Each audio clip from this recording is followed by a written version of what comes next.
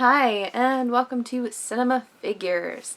I'm your host, Caitlin, and today we are continuing Sharkathon with Jaws 2. Yes, I'm aware this film is seriously past due. I understand that. Full disclosure, for those of you who have YouTube channels or have ever edited video before, you'll know how devastating it is when you have technical difficulties. So I had a number of different films already pre-recorded, and I was super excited about this. I had so many things already filmed throughout.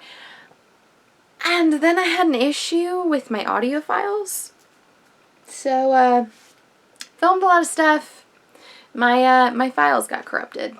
Or at least just the audio did.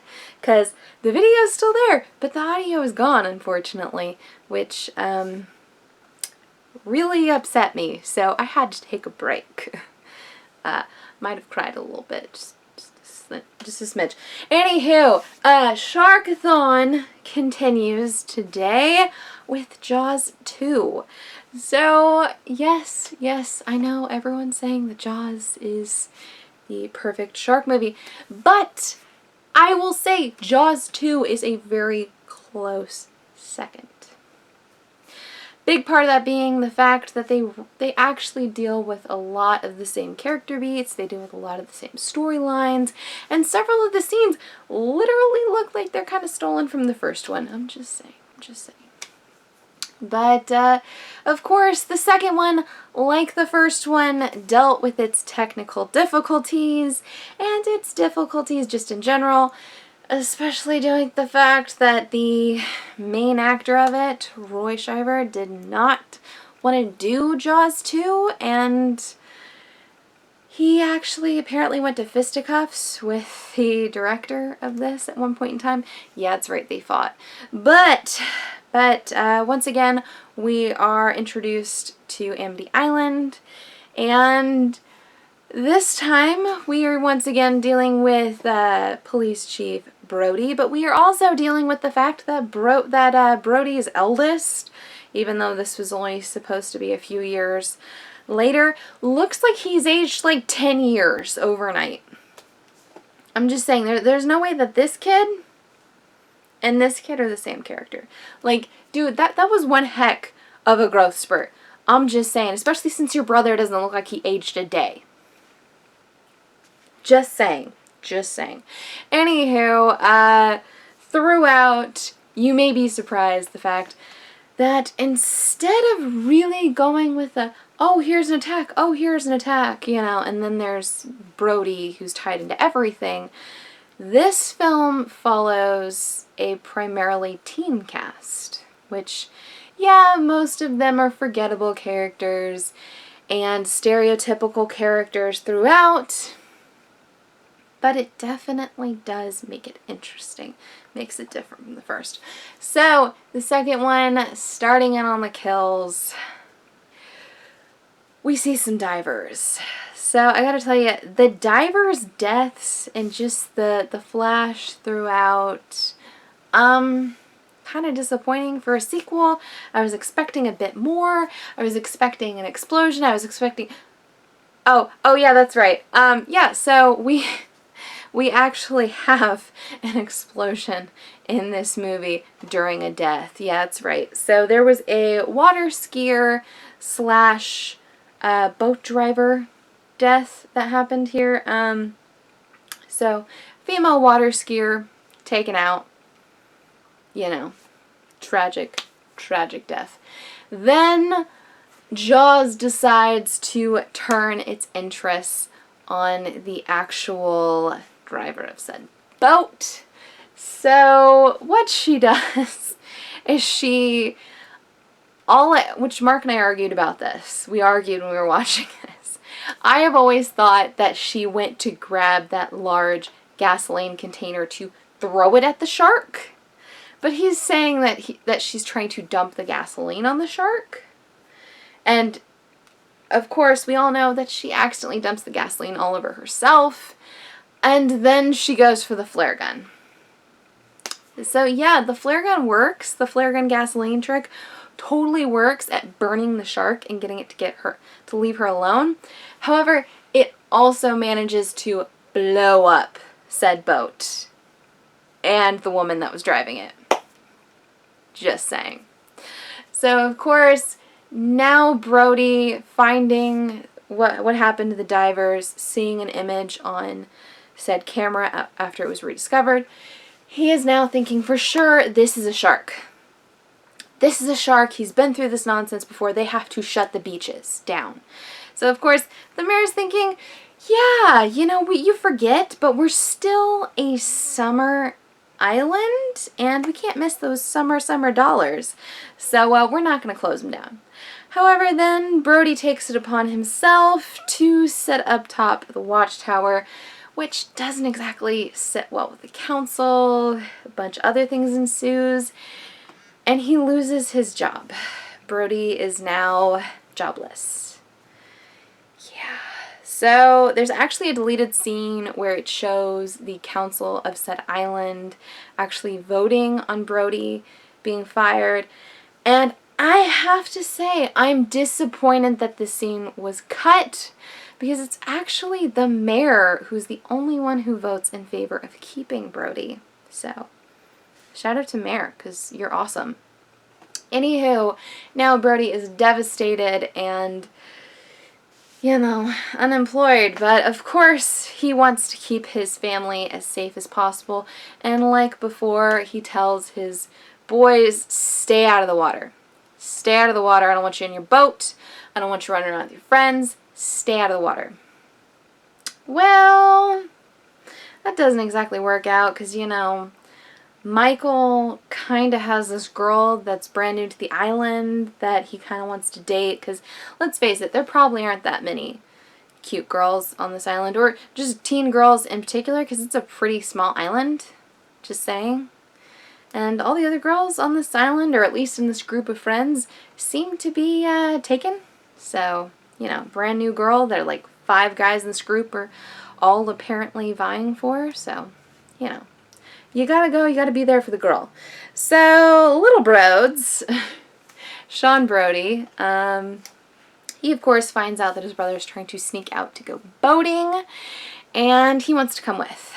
So he does end up coming with. He is included on another member of the whole boating excursions boats, Marge, which, Marge, we're going to deal with you later. You poor sweet baby angel face.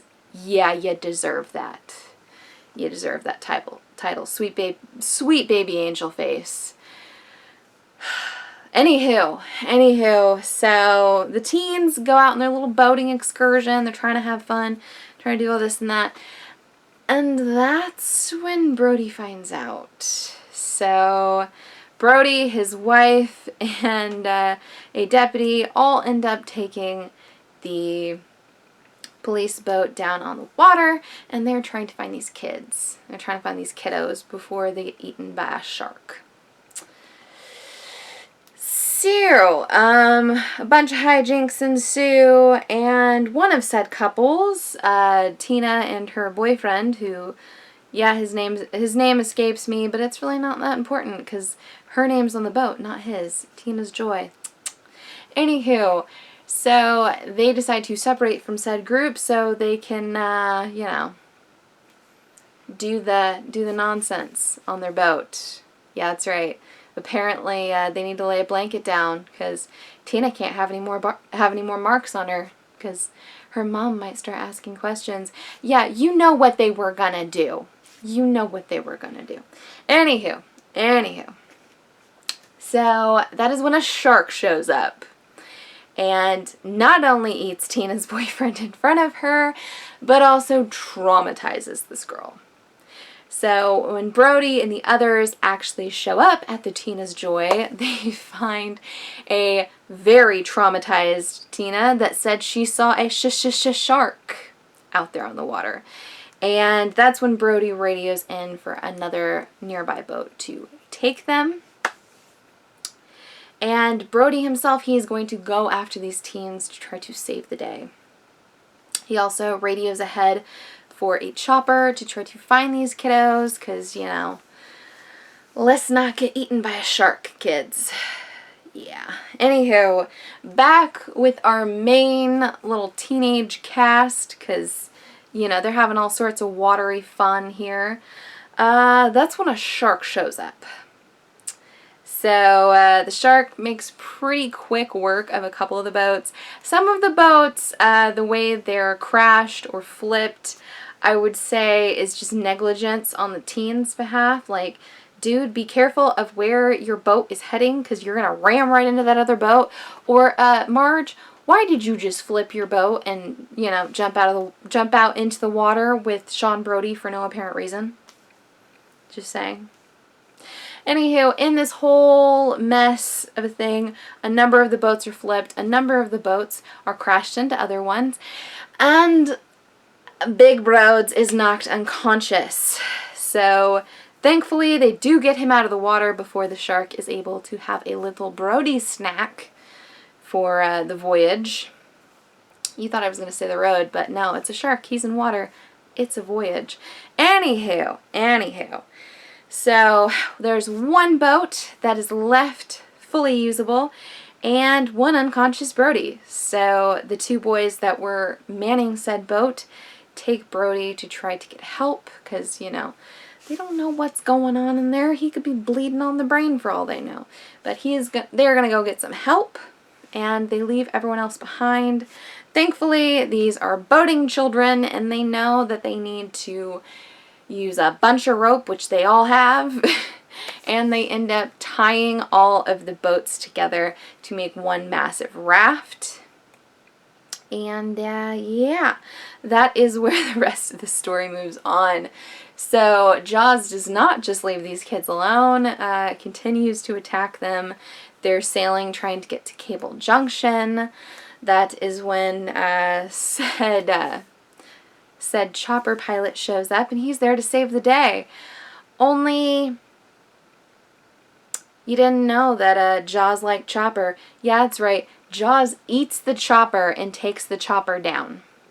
And when the chopper is being taken down into the water, the blades hit the water and the blades break, and they tear up a bunch of the sails, they tear up a bunch of the boats, endanger all the kids, and yeah, we're supposed to believe that the pilot is dead. There is a deleted scene where the pilot's actually getting attacked by the shark. I think it's a pretty fair assumption that he is dead. Anywho, so throughout a whole new shark attack and everything, Little Broads is knocked out of the water, is knocked out into the water, and is having an issue getting up. Of course, Marge, you sweet, sweet baby angelfish, like, you little watery darling. Anywho, you dove into the water to go save Sean Brody, which, yes, sweetheart. Anywho, Marge pushes the youngest Brody up on top of the bottom of her boat, which is flipped, of course, and we get this horrifying scene of her where the boat's too slippery. She can't pull herself up, and Sean can't manage to pull her up. That's when Jaws shows up, and he eats her and pulls her down to the bottom into the water, literally inches away from the youngest Broads. So little Broads is scarred now.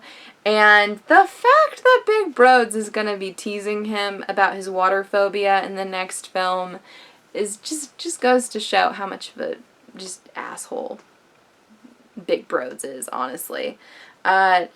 Dude, like, anyone who saw basically their babysitter being eaten, or anyone being eaten by a shark that close to them, is gonna be scarred for life. Like, there's no other way around it. Anywho, so the teens are trying their best to survive. This is, of course, when Chief Brody shows up. There's a bit of a whole issue with trying to get the teens on to Cable Junction. There's teens getting thrown into the water. I will tell you, there's a couple in this, which big kudos to the boyfriend in this whole pairing, because his girl got bumped by a shark and he made it to the land and he still went right back out into the water to go get her. So huge shout out to you guys. Your characters were pretty forgettable other than that. But let's face it, y'all are shark food anyway. It's all good. It's all good. Anyway, they make it out alive. Most everyone makes it out pretty unscathed, other than just being traumatized for the rest of their life. Once again, Brody takes out Jaws, and yeah, that is Jaws 2. It hits a lot of the same beats that the original Jaws did. Yeah, it had its issues the same way that the original Jaws did, but I will tell you, I have so much respect for this film. I have so much love for this film. The scene of Marge getting eaten by the shark is by far the scariest death in this entire movie. That is the death that I'm like, yes, that is what horrifies me about this movie. The large mechanical shark just going at this girl. Anywho, yeah, that is it for this episode of Sharkathon. Please do give me a like if you like this video.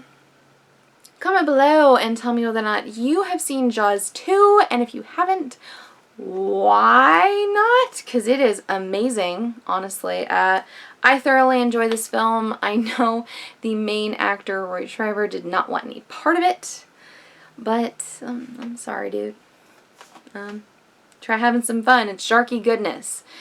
Anywho, the introduction to a lot more in the way of teen characters, and kind of the introduction to a bit more of the like slasher feel, because when I see a lot of teen characters in a horror film, I think of slasher films. However, you know, they did cut out a lot of this movie in order to try to maintain that PG rating, which, you know, they had in the first film.